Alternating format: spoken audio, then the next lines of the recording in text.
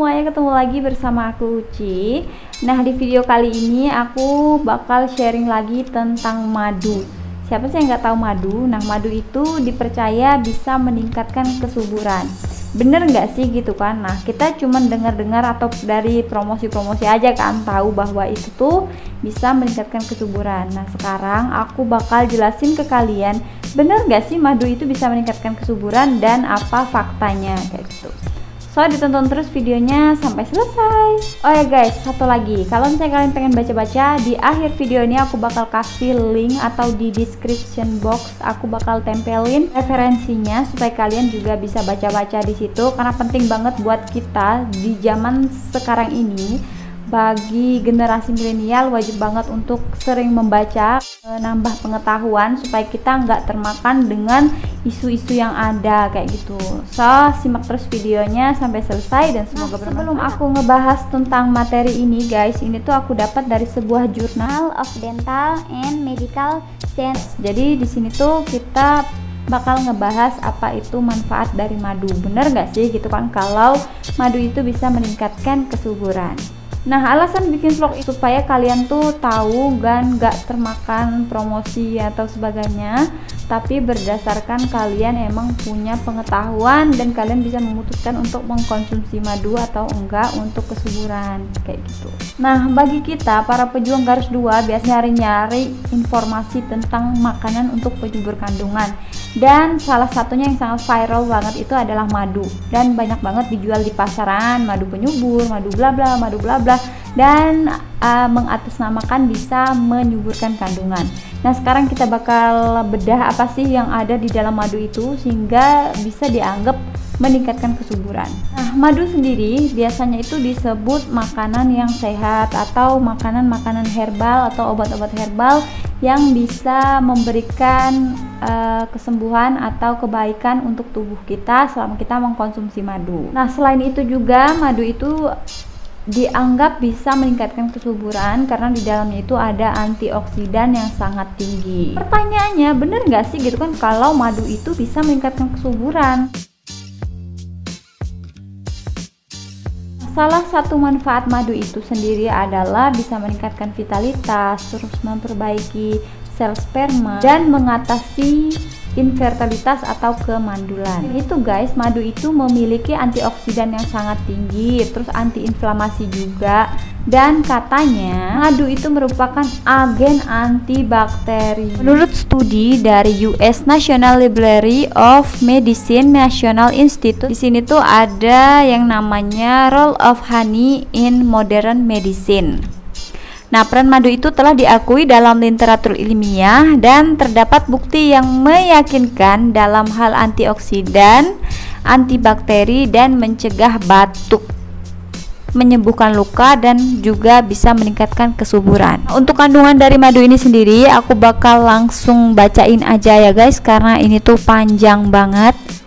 Nah, di dalam madu ini sendiri mengandung fruktosa, glukosa, protein, vitamin C dan vitamin B, ada mineral. Nah, penting juga nih seperti magnesium, kalium, fosfor, zat besi, hingga kalsium. Nah, kandungannya tadi demikian dan itu tuh bisa menunjang untuk kesuburan kalau kita bisa memenuhi kebutuhan nutrisi tersebut.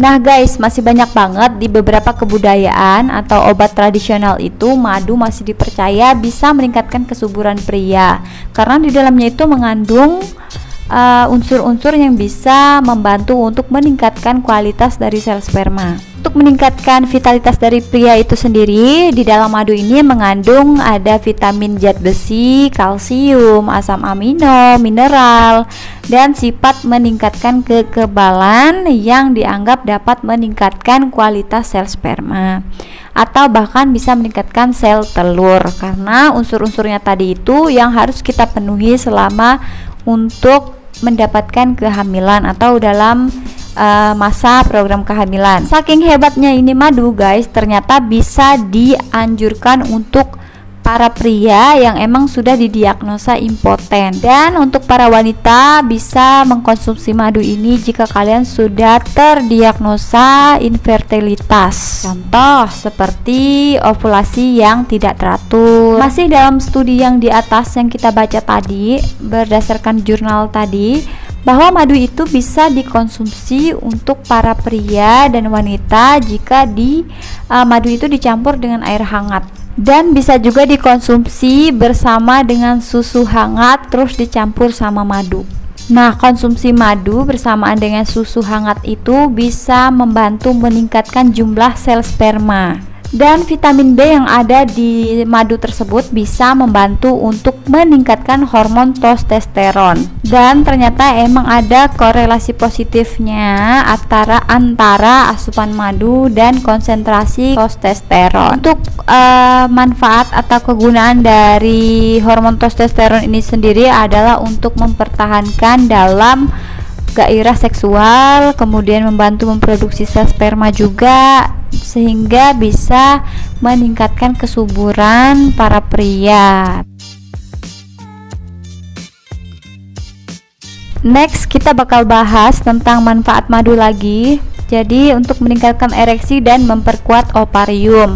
Nah, ini tuh merupakan salah satu khasiat dari madu. Bener gak sih gitu kan? Nah, sekarang kita bakal bahas apakah benar madu itu meningkatkan ereksi dan memperkuat ovarium. Untuk hal ini masih berkaitan dengan infertilisasi pada pria, dan lagi-lagi manfaat dari madu ini sendiri masih berhubungan dengan kesuburan pria, yaitu hubungan antara madu dan kesuburan bagi para pria yang mempunyai masalah disfungsi ereksi atau impoten. Nah, nitrit oxide ini sendiri adalah zat kimia yang terlibat vasoliditas dalam tubuh atau pelebaran dalam pembuluh darah. Nah, kandungan nitrit oxide ini yang dipercaya yang mampu meningkatkan ereksi pada pria. Berdasarkan penelitian yang kita baca tadi, yang kita bahas tadi, kalau misalnya 100 gram madu itu bisa membantu meningkatkan kadar oksida nitrat dalam darah hingga 50%.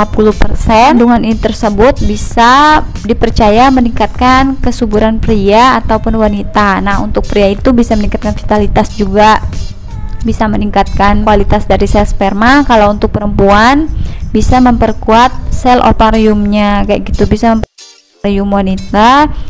Nah, ini tuh bagus banget untuk wanita-wanita yang gampang banget keguguran, bisa untuk memperkuat rahim. Nah, untuk yang kita bahas tadi itu tuh hanya sebatas dari studi aja. Belum ada penelitian yang banyak tentang membuktikan bahwa madu itu efektif untuk menyuburkan kandungan atau efektif digunakan sebagai obat mengatasi masalah kesuburan. Jadi nggak ada salahnya kalau misalnya kita pengen mencoba, juga boleh karena aman untuk kita konsumsi. Tapi kalau misalnya untuk memastikan itu bisa menyembuhkan atau digunakan untuk mengatasi masalah infertilitas, itu tuh masih sangat perlu kita cari tahu lagi, karena masih banyak kemungkinan pengobatan yang mendukung untuk mengobati masalah infertilitas gitu. Dan buat teman-teman yang emang sudah didiagnosa memiliki permasalahan infertilitas, atau bagi para pejuang garis 2, kita perlu juga nih perhatikan pola hidup yang sehat, kayak nggak konsumsi alkohol dan merokok. Terus perhatikan makanan yang kita makan, yaitu yang bergizi dan sehat.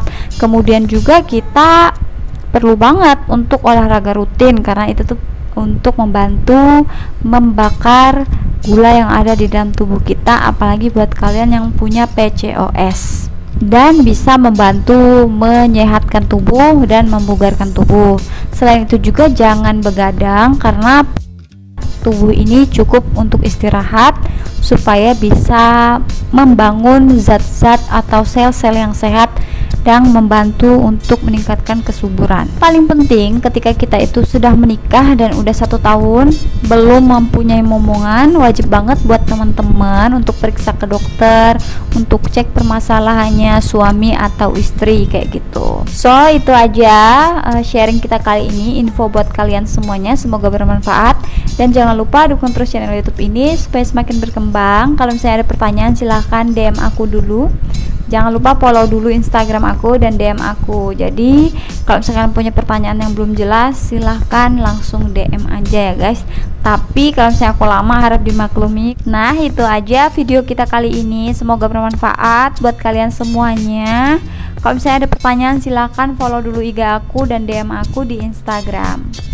So, sampai ketemu lagi di video aku selanjutnya. Bye bye.